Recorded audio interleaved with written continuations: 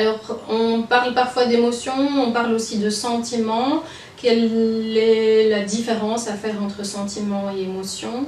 Et le sentiment, il permet de préciser l'émotion ressentie. On a vu qu'il y avait minimum 4 émotions de base, mais les sentiments, ce sont des déclinaisons de ces émotions de base. Le sentiment, il répond à la question de comment je me sens maintenant, précisément. Le sentiment, il a une durée de vie plus longue que l'émotion, quelques heures, quelques jours. S'il persiste encore plus longtemps dans le temps, alors à ce moment-là, il va se transformer en état d'esprit ou en tempérament. Et c'est là que chacun a un rôle à jouer sur ses émotions et ses sentiments. Alors, quand nos besoins sont reconnus, voici quelques exemples de sentiments que l'on peut ressentir. On peut se sentir aimant, à l'aise, amusé, apaisé. Dans la deuxième colonne, fier, gai, optimiste, plein de courage. Ou encore relax, reposé, sûr de soi ou tranquille. Alors quand nos besoins demandent à être reconnus ou nourris, voici quelques sentiments que l'on peut éprouver. Sentiments qui appartiennent au registre de la colère, on peut se sentir à bout, en colère, fâché, nerveux.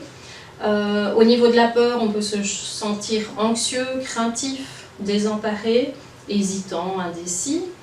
Au niveau de la tristesse, on peut se sentir cafardeux, désappointé, en deuil, morose, plein de regrets, malheureux.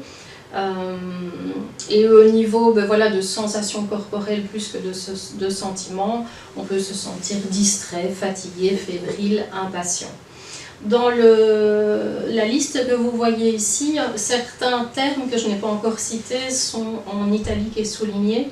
Alors, c'est important de les distinguer des autres parce que dans ces termes tels que agacé, blessé, indigné pour la colère, ou alors affolé, angoissé, coupable, gêné pour la peur, chagriné, découragé, déçu pour la tristesse, ou alors encore au niveau des sensations corporelles, abattu, accablé, dépassé, honteux, nauséeux. En fait, ce sont des sentiments déguisés derrière lesquels se cache une responsabilité que l'on met chez l'autre. Ils sont souvent employés, donc ces termes, comme un mélange de ressenti et de jugement ou d'interprétation sur soi ou sur autrui. Et donc lorsqu'on les utilise, le risque c'est de se départir de sa propre responsabilité. Et l'autre, en fait, quand on utilise ces termes, peut se sentir attaqué, critiqué, il peut entendre un reproche. Donc il vaut mieux ne pas les utiliser. En conclusion, on ne gère pas ses émotions, comme s'il fallait soit s'en débarrasser, soit les maîtriser.